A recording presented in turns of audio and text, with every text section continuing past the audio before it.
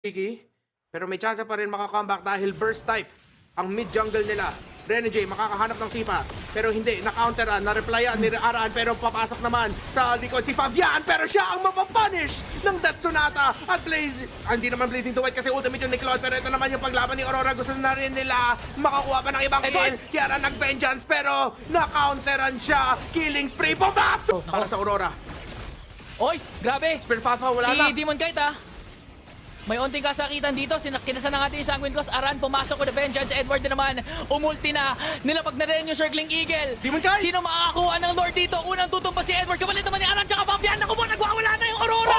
Naka-double kill na ang base ng TLID! Katulad ng sinabi ni Fabian, I want to solo kill you! Sabi ng Aurora, Team Liquid ID, I want to make Bawi you! 17-3, 13 minutes in, wiped out ang Team Liquid ID! At